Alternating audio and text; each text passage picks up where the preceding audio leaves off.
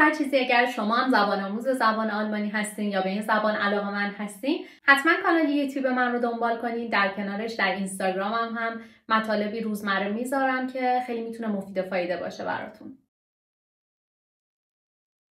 خب موضوعی که میخوایم در رابطه باهاش امروز توصیف عکس انجام بدیم اساس کشی هست. خب اسباب کشی کردن فعلش میشه umziehen.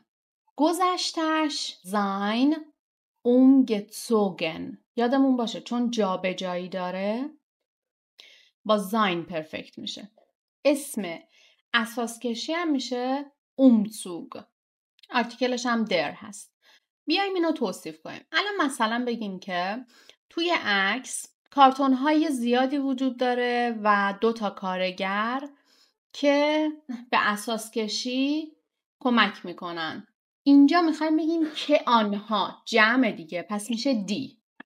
Auf dem Foto sehe ich viele Kartons und 2 Arbeiter, die Umzugshilfe eines Umzugsunternehmens sind. genau. یادمون باشه که ضمایر موصولی هم فعل رو به صورت صرف شده میندازن آخر جمله. و اینکه اونها به همدیگه کمک میکنن که اساسیه خونه رو خارج کنن. وقتی میخوایم بگیم که اونا به هم کمک میکنن میتونیم بگیم sie helfen sich gegenseitig. Sie helfen sich gegenseitig, die Mobil aus einem Haus zu transportieren. درسته. اینجا هم دوباره دقت کنین. الان فعل اولمون هلفن هست، فعل دوممون ترانسپورتیرن هست. وقتی 2 فعل توی یه جمله داریم فعل دوم رو با سو میاریم. بفرمایین که موضوع این تصویر اساس کشیه. Das Thema dieses Bildes ist der Umzug. بگین که این 2 کارگر یه کاناپه سفید رو حمل میکنن و سعی میکنن که اون رو توی یه مثلا وسیله نقلیه بار کنن. برای حمل کردن هم میتونید از فعل tragen استفاده کنید. Die beiden Arbeiter tragen ein weißes Sofa und sie versuchen es in ein Fahrzeug zu laden. Fahrzeug وسیله نقلیه. zu laden. genau. بفرمایین که اونها لباسکار آبی پوشیدن. اینکه اونها نه تنها جوان هستن بلکه قوی هم هستن. Sie tragen blaue Arbeitsuniformen und sind beide nicht nur jung, sondern auch kräftig. اوکی یه بار از لحاظ تلفظی من بگم. Sie tragen blaue Arbeitsuniformen und sind beide nicht nur jung, sondern auch kräftig. بفرمایین که در سمت چپ یه قفسه سفید روی زمینه و در پشت زمینه، در پس زمینه یه آپارتمان با پنجره های سفید و میله های فلزی دیده میشه. Auf der linken Seite sehe ich ein weißes Regal und, auf dem Boden. Im Hintergrund ist eine Wohnung mit weißen Fenstern und Metallgittern zu sehen. Metallgittern. Gitter. Ja, Metallgittern zu sehen. اگر دوست دارین توی کلاس های آنلاین ما شرکت کنین یا از پکیج های آفلاین اون استفاده کنین توی اینستاگرام بهم دایرکت بدین.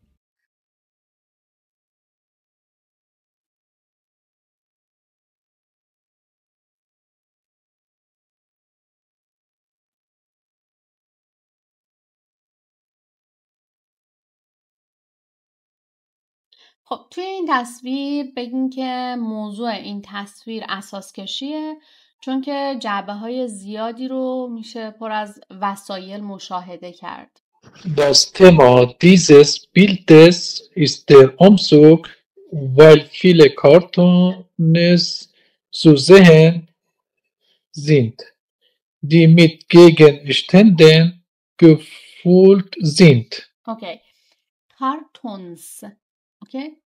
بفرمایید که به نظر میرسه که اساسیه به خونه جدید منتقل شده. وقتی که میخوایم بگیم که اینطور به نظر میرسه که انگار، دقت کنین، میگیم es schneit als ob.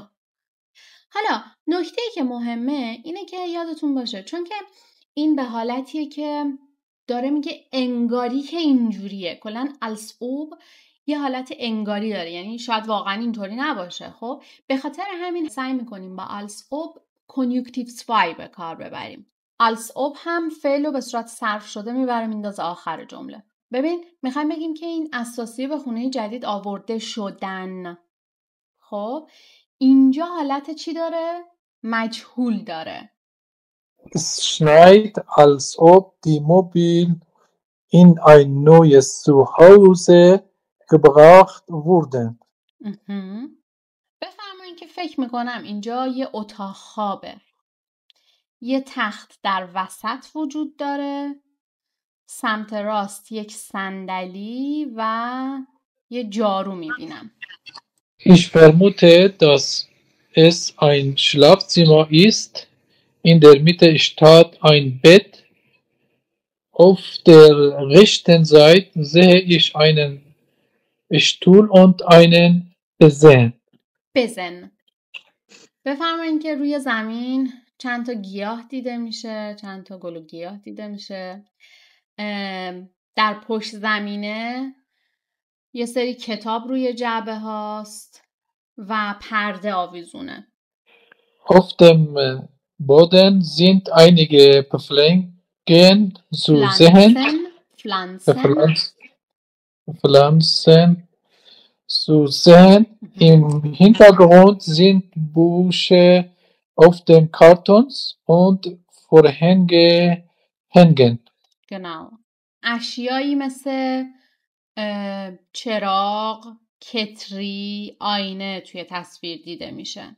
Gegenstände wie eine Lampe, ein Wasserkocher und ein Spiegel sind im Bild zu sehen. بفرمایید که چند تا بالش و یه پتو مسافرتی روی تخته. البته کوسن هستن، عذر میخوام. Auf dem Bett liegen mehrere Kissen und ein Reisedecke. فکر میکنم ساکنان به تازگی نقل مکان کردن و به آرومی شروع به باز کردن جعبه ها و قرار دادن وسایل توی جای خودشون میکنن. Ich denke, dass die Bewohner erst umgezogen sind und langsam damit beginnen, die Kartons auszupacken und die Dinge und ihren an ihren Platz zu stellen. Genau.